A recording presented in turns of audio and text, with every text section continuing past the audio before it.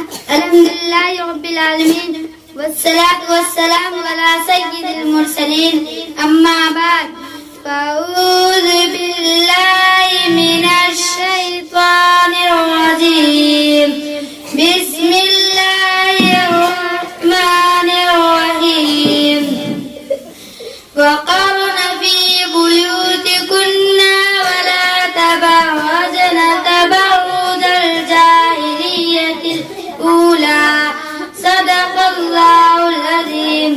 جامعہ امہانی للبنات بندرگ میں آئی ہوئی مہمانان اکرام، السلام علیکم ورحمۃ اللہ وبرکاتہ۔ آج کے دور میں ہمارے سماج میں ہماری ماں اور بہنوں کو جو زیادتی ہوتی ہے اور ان کو بہت بڑی نگاہ سے دیکھا جاتا ہے، دنیا کے اندر کوئی ملک یا کوئی شہر یا کوئی گاؤں ایسا نہیں جہاں عورتوں کی عزت کے ساتھ کھلواڑ کرنے کا واقعہ رونما ہوا ہو۔ اس کی واحد وجہ بے پردگی ہے، کیونکہ جب بھی کوئی فطرت سے ہٹ کر اپناتا ہے تو اس کی صفائی ہوتی ہے، اور پردہ عورت کی فطرتی چیز ہے۔ جب عورت نے فطرتی چیز پردہ کو چھوڑا، اپنے کو ننگا کیا، اپنے کو فیشن والے برا نام کپڑے میں ملبوس کیا، ماڈل بننے میں بھوت سوار ہو، مارکیٹ میں سیر و تفریح کرنے کا شوق ہو، اور سر و سینے سے دوپٹہ کو سرکا کر لٹکنے کا شوق پورا کرنے میں لگے تو لڑکوں کے لیے، لچے لفندر کے لیے گڑیا کی طرح ایک کھلونا بن کر رہ گئی۔ کیا بس کیا ٹرین یا موٹر گاڑی پر صرف عزت کے ساتھ کھیلا نہ گیا، اور دنیا میں کہاں نہیں اس کی عزت کو تار تار نہ کیا گیا۔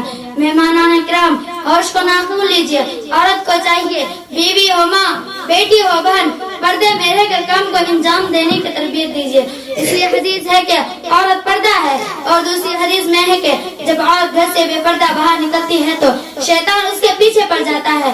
ارشاد ربانی ہے، اے عورت گھر کو لازم پکڑو، زمانہ زائد عورتوں کی طرح بے پردہ باہر نہ نکلو۔ اس لیے حضرات، اگر ہم اپنے عورتوں کی عزت و عصمت کو محفوظ رکھنا اور ان کو عصمت دری سے محفوظ رکھنا چاہتے ہیں اور دنیا و آخرت کی سوائی سے بچانا چاہتے ہیں تو ارشاد ربانی ہے اور فرمان نبی پر عمل کرتے ہوئے اپنے عورتوں کو پردے میں رہ کر زندگی گزارنا سکھائیے۔